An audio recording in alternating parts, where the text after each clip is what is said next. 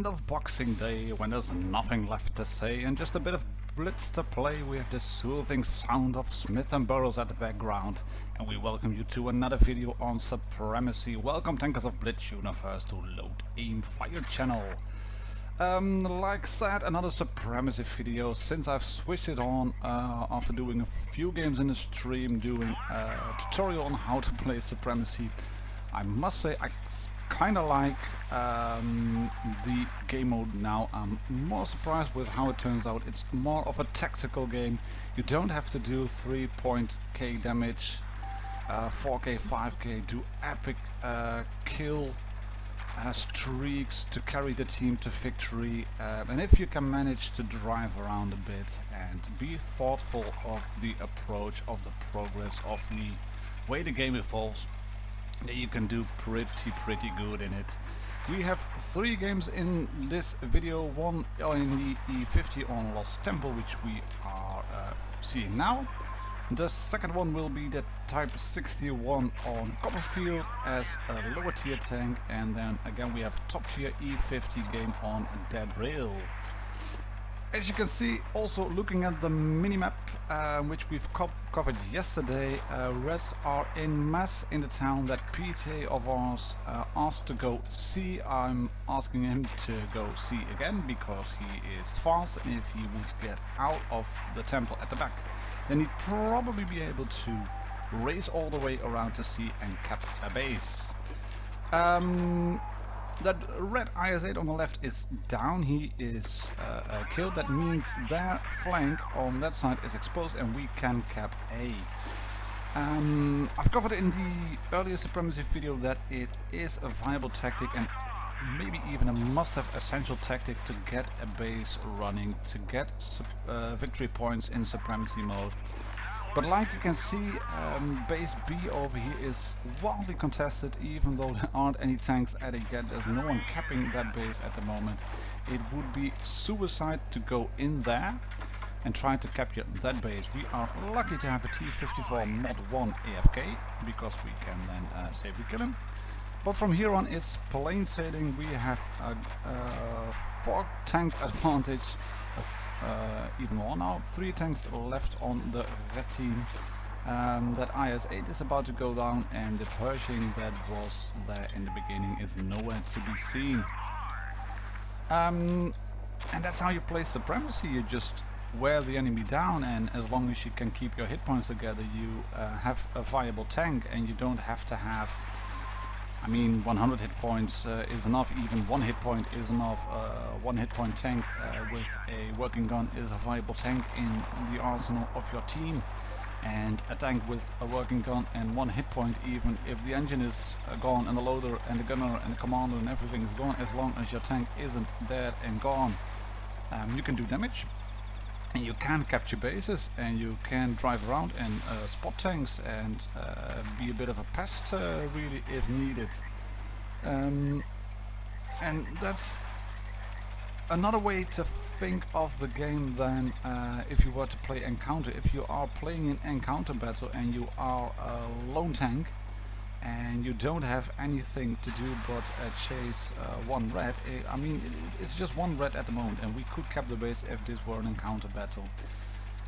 But if this was a one-on-one and I was a very low health, say LTTB or SP1C or RU251 against a heavy tank, a KV4, E75, whatever, I could go run around from base to base, from A to B to C, and capture him all the time, again and again and again, and in the meantime get the victory points together to get the job done and gain ourselves up to 1000. There would be no way the red team would be able to capture me, because I'm a quicker tank than them, and we would get to 1000. This one might be called Total Supremacy because we kill all 7 tanks and we capture 1000 victory points. And that thought process of being thoughtful and looking at the team, you can see me looking around, left, right, what are we going to do? I'm going to talk you through it as we go down here on Copperfield.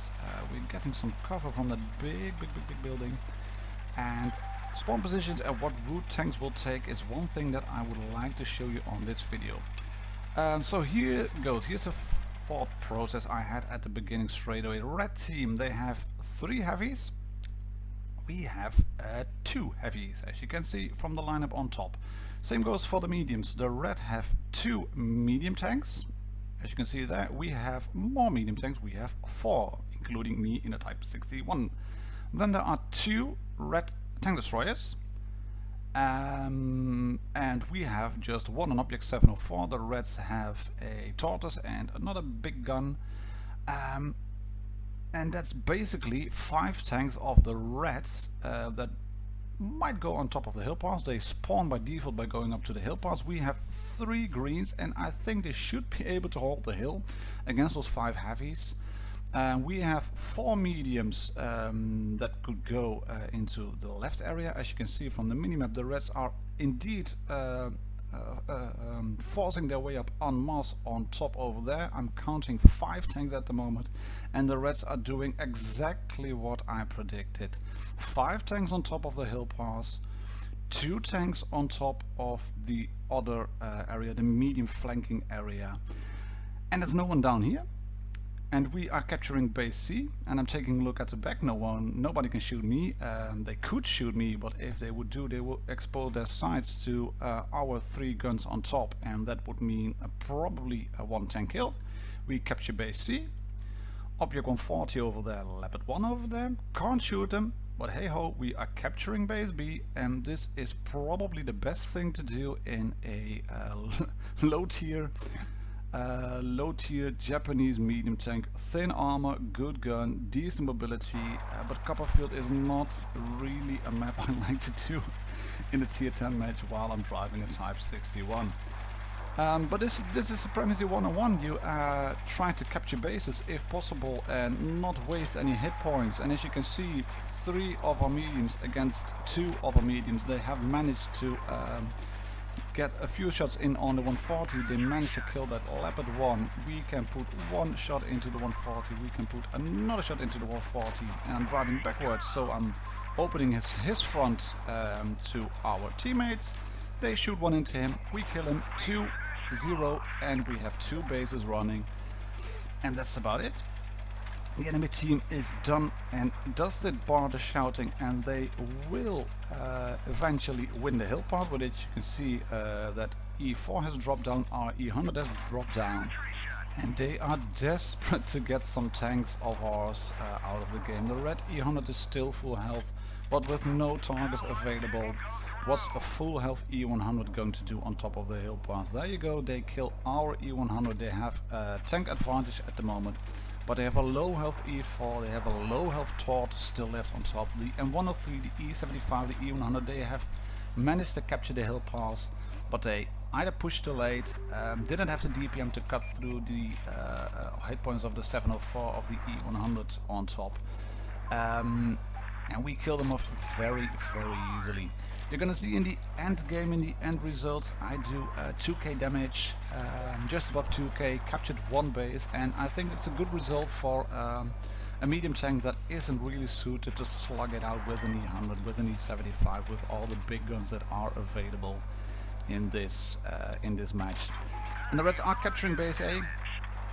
Good for your E100 gets reset, so you're not gonna win anything by this. And this shot through the lower glazes tips the buttons to 1000 victory points for the green team and gives us a very solid win. And as you can see, you don't need to kill all the tanks. We have killed 6 of them. E100 was still alive, but we managed to get 1000 victory points earlier, and that wins us the game. With Emperor's Clan we battled against Valiant on the Copperfield as well, and we managed a 0-0 in terms of tanks killed, but still managed to win the game because we kept the bases earlier. Last game, like promised, E50 again on Dead Rail. There's going to be a very noob moment at the beginning because I'm driving into a path with the tank really that I normally don't go. So I'm going to drop off a cliff because I'm an idiot, and I'm going to break my tracks. And here we go, through the bush and left, and one of our tracks is gone. I'm an idiot. repair it anyway. Because I didn't want to get caught out in the open by that RU. I was predicting him to go to A. We're gonna see eventually that he doesn't. But as you can see, the team is fairly spread out. We have a few tanks at the back. Let's keep an eye out on A again. Team spread out. Tank destroyers at spawn. A T-44 SU-12 to 54. I would have wanted to have an American medium really in this position with a few bit more degrees of gun depression. We dunk a shot on the back of that IS-8 without doing any damage. There's a tortoise moving in again, but we have reset our camo. We can shoot the tortoise. Reds have captured base. C, they are capturing base. B, they are capturing base. A, but they are moving out. We are too quick for that T-34. The SU-12 finishes him off. It's 1-on-1 in terms of tanks. It's 2-0 down in terms of bases. But you can see I was shot from the back, and probably by a tank in spawn, so that's why I'm moving on the back of the tortoise, then turning my tank on the spot, reversing back, resetting my camo, and this flank is secured, the left flank, so let's capture base E now. And again, still thinking about from what position I was shot, and just taking time here. Taking a look to the right, there is an IS-8, 3 heavies left, there is 1 heavy all the way in the back. Top right corner of the minimap, he just dropped off, so I'm moving in.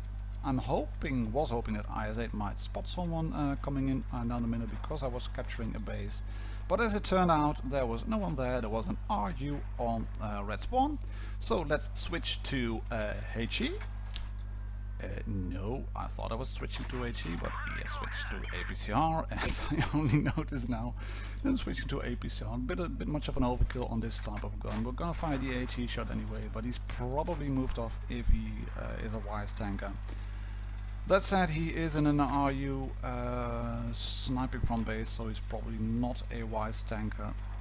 But we are going towards B. Not sacrificing hit points again, side scraping, putting up in a small side scraping position to any of the heavies over there and to that RU, but he's popped up on the left. And there's just 3 red tanks available. We are spotted. Snapshot on the IS-8.